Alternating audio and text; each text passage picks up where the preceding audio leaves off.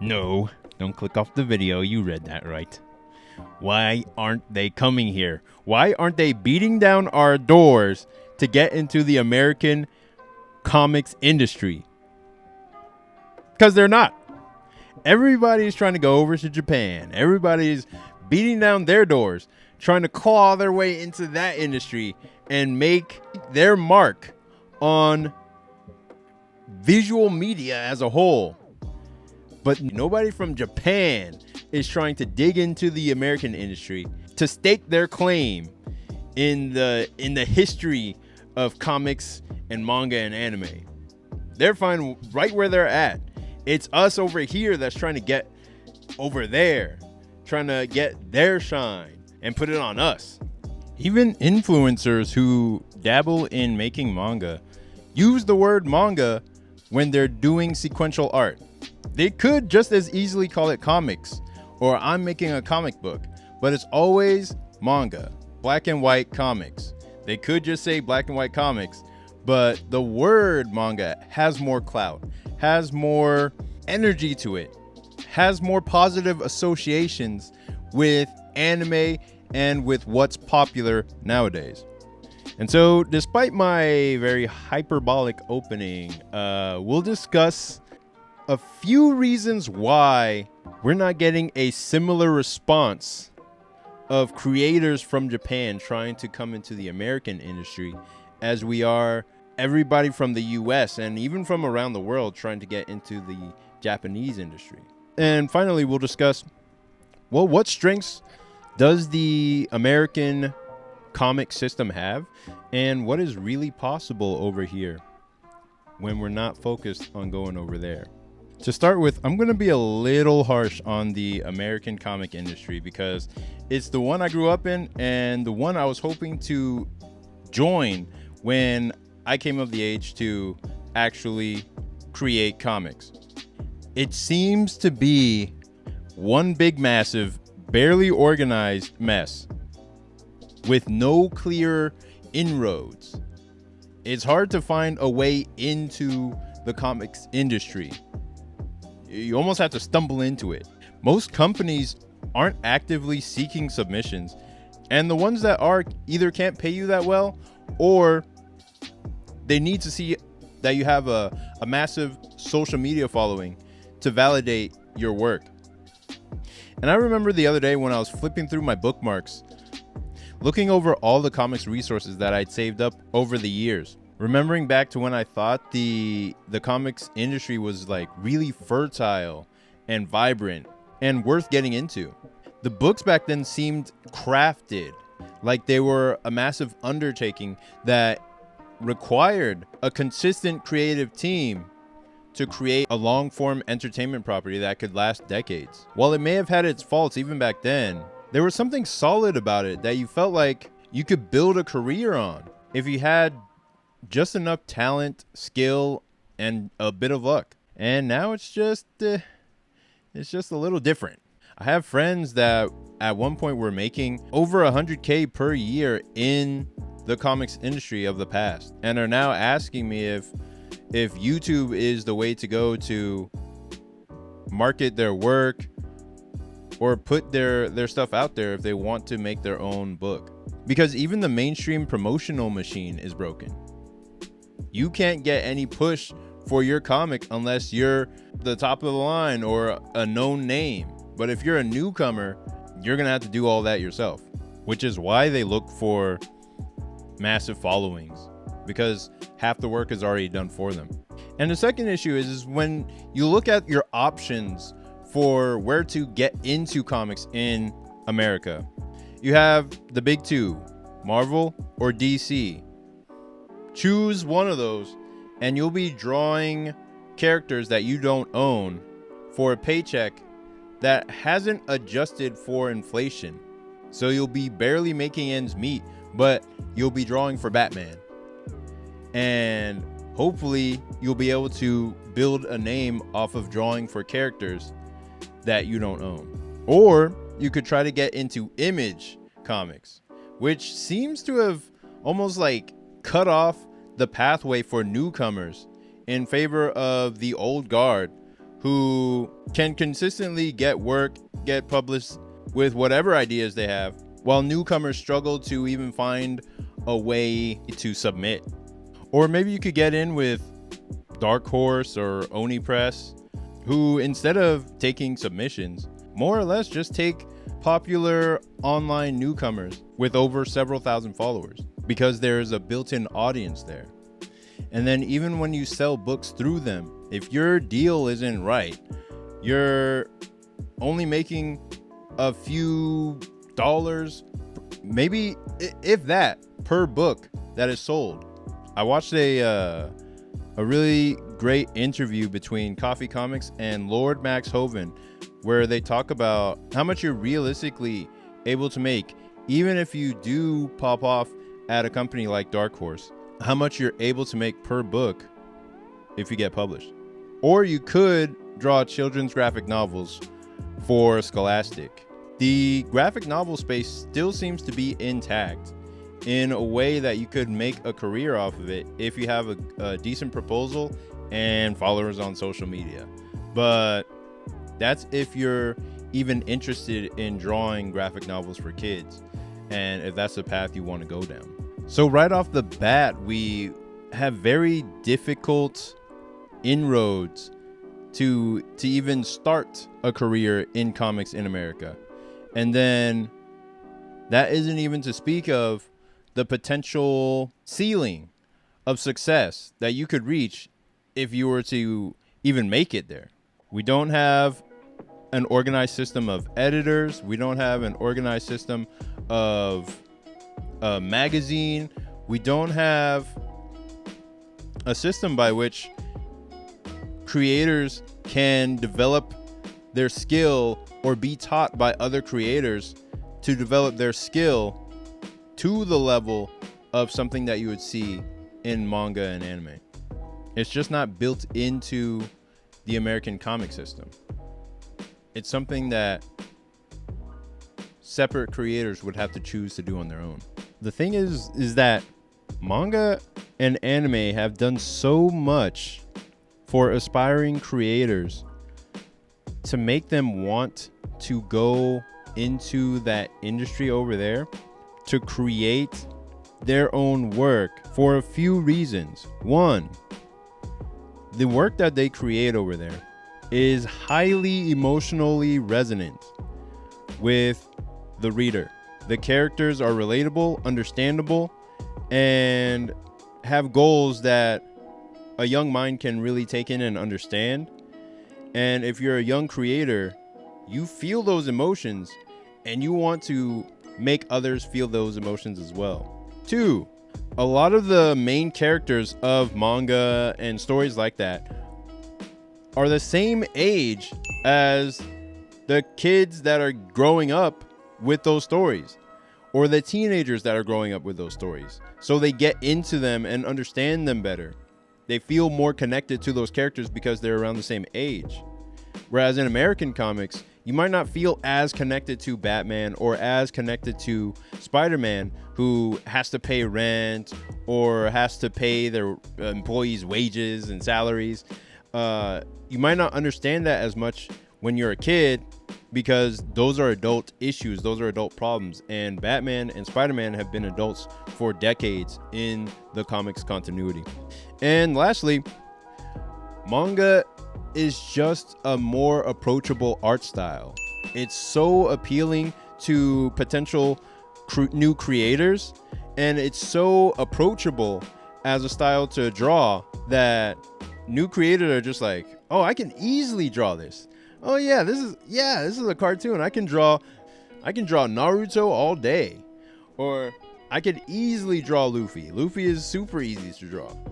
Whereas a lot of American comics, especially your, let's say, Jason Fabok or your Lee Bermejos, they're just so much more difficult to copy than a manga's art. It's so much more difficult. It's like, oh man, dang, their anatomy. How are they even doing this? How are they even creating this on the page? It's impossible to replicate, and it becomes that much more of a barrier for potential creators to want to draw for the comics industry unless they can reach that level of artistry. And really, when you think about it, the equivalent of a manga artist in Japan is a cartoonist in America. Basically, the term is the same: manga artist, cartoonist. And manga artists are basically just cartoonists on crack. So cartoonists in America, they would draw their cartoons syndicated in newspapers. Basically, that would be like America's version of manga magazines. And they would draw these strips every single day. Every single day for years and years and years on end. And they would build a huge backlog of material similar to manga chapters. And they would be collected in big books like this. This is Calvin and Hobbes by Bill Watterson. And they would draw in a simple, approachable cartoon style that kids could draw, that kids could get used to. And taking it a step further from what you would see in a Calvin and Hobbes, you would get like deeper stories like what you would see in Bone. But manga is like that, but on steroids.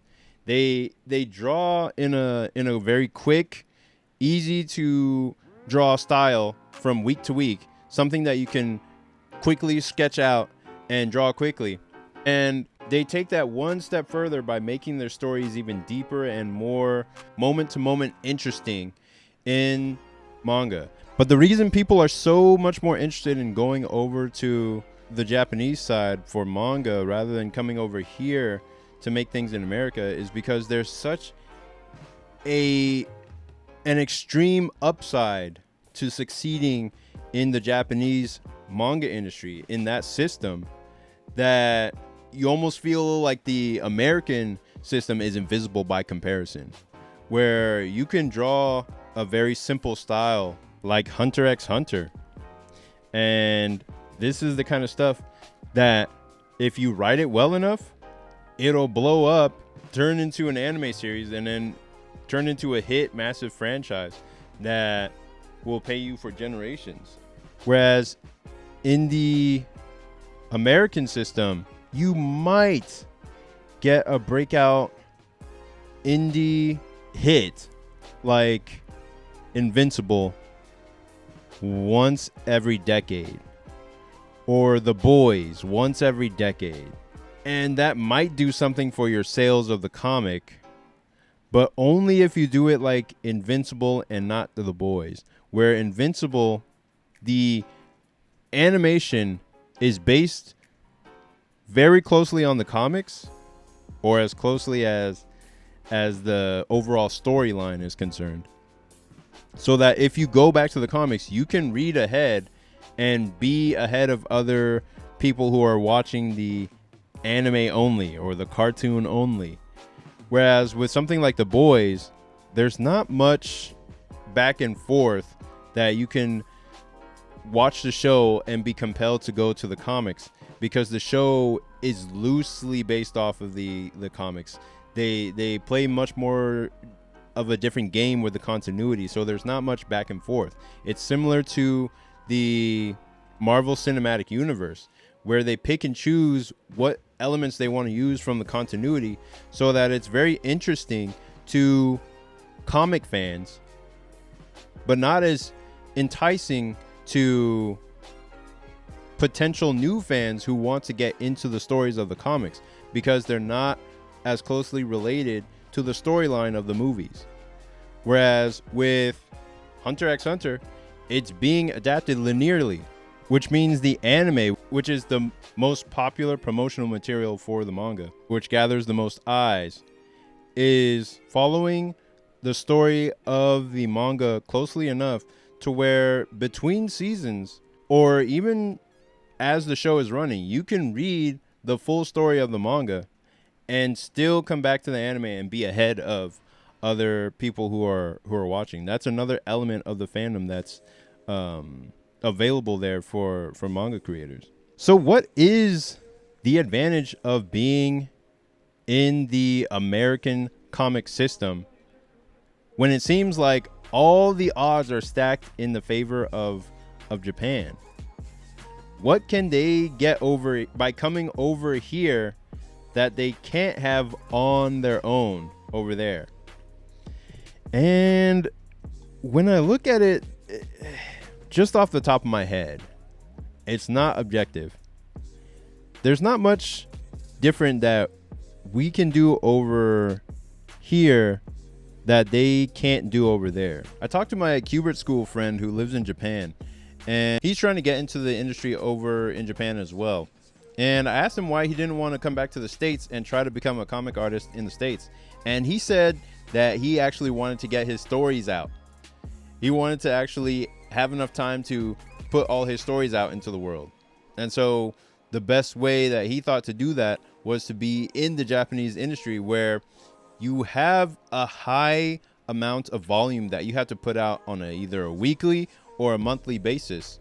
And that will allow you to get more of your work out there faster than trying to make something happen in America with difficulties in even finding a place to publish your work, even finding an editor who's dedicated to making your work stronger, making your story really hit home. Whereas they have that in spades in Japan, where the system is built and it's solid. There's a structure there, and there's a road towards success if you were to follow it. Whereas here, it's too confusing if you don't already have something going for you, or if you don't already know where you're trying to go. But we are able to have more of a less intense environment than they have over there. We're able to have more freedom in how we spend our time compared to what they do to create their manga over there. The examples that I listed, Hunter x Hunter, Naruto, a lot of these authors are in unfortunate situations, or have had very unfortunate situations in the creation of their stories. Most notably, Yoshihiro Togashi has permanent back problems from working so hard on his previous series, Yu Yu Hakusho, and even throughout the process of working on Hunter x Hunter. For the creator of Naruto, Masashi Kishimoto, he wasn't even able to go to his honeymoon for 12 years of serialization of Naruto after he got married. And it was only at the end where he could really enjoy a honeymoon with his wife, where he finally had time to do so. When he finished the series, Kishimoto was looking at Eiichiro Oda, the creator of One Piece, and he was feeling joy because he was done with his series. He didn't have to suffer anymore to create his work of art. He was feeling relief. He could actually do things that he wanted, spend the money that he made from making one of the world's biggest manga franchises, and just chill out. For once in the 20 years that he'd been creating his manga series. And in the American comic side, there's more of a place for really eclectic drawing styles. Like, you can have a really fully rounded, solid art style like Jim Lee.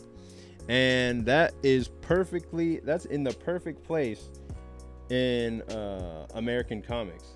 It's not out of place at all to draw like this and to have art like this and to color your comics. In Japan, most manga is in black and white.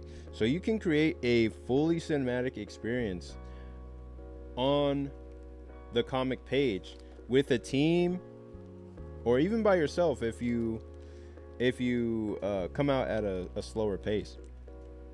You can draw however you want, and if there is an audience for it, you can make a living. All kinds of art styles are allowed here, not just superhero style that's clean, sleek, fully rounded, muscular. You can also have more of a weird, offbeat, cartoonish style, like the auteur, with James Callahan as the artist.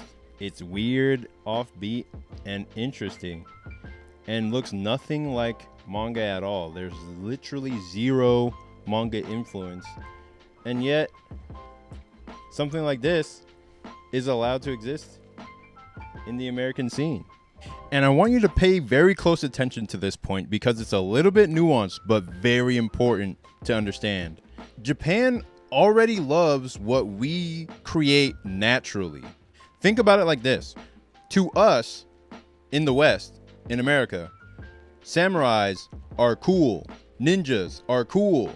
It's an interesting idea and an interesting concept to us because we don't have that over here in the West.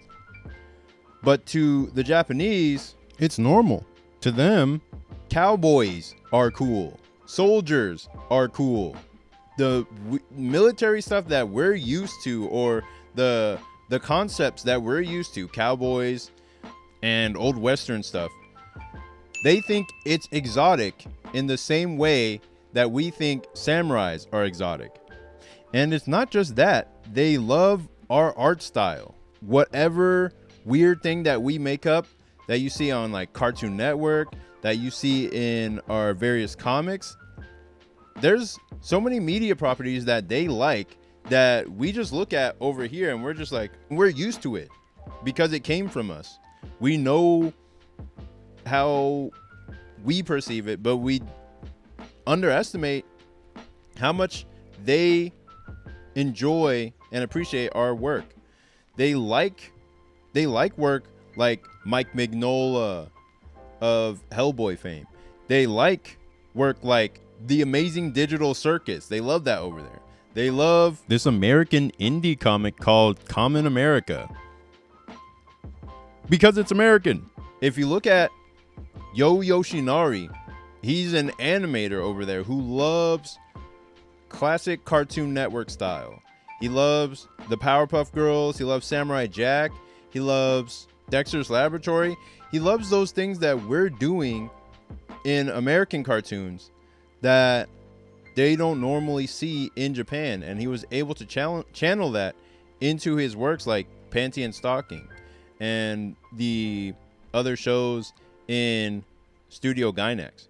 So just as we feel incredibly inspired by their art style and we want to emulate them and make our mark using a style that they've refined, they just as much want to see the kinds of things that we can come up with on our own without leaning so heavily into Japanese art style. So no matter how you choose to draw, you'll be just fine because there's somebody out there who wants to see it. And America is also really self-deterministic in that you can really carve your own path in the comics industry. You're able to decide how you want to make your living and how you want to make your mark in comics. Bar is actually really low nowadays.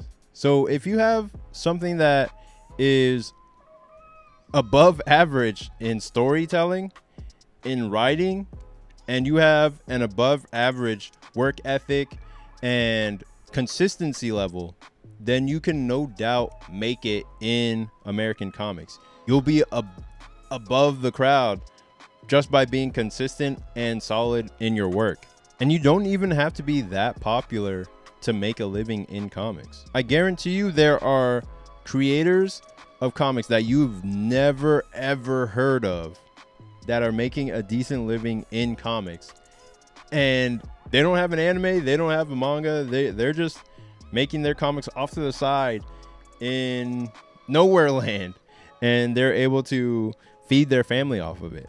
So at the end of the day, it's really not about which industry is better. It's more about deciding the type of lifestyle that you want to live in pursuit of your art, and then deciding the level of sacrifice you're willing to make to attain it. because it's going to be work either way, whether you're in the American industry or in the Japanese industry. But if you're willing to put in time, effort, and consistency, you can find the very specific audience that is 100% down for the thing that you're creating that nobody else can make. And you can 100% make a living from your work. All you have to do is find the people who want what you're creating. You don't have to have a mainstream success to make a living and survive from your work. You can do it out of the comfort of your own home and over time, and find the people who really resonate with your style. And that's exactly what I'm trying to do with my latest webcomic, Saintly. It is a demon chase horror action comedy about two best friends who have to outrun the demon loan sharks that they borrowed from. Basically, it's like Scooby-Doo meets K-pop Demon Hunters without the K-pop.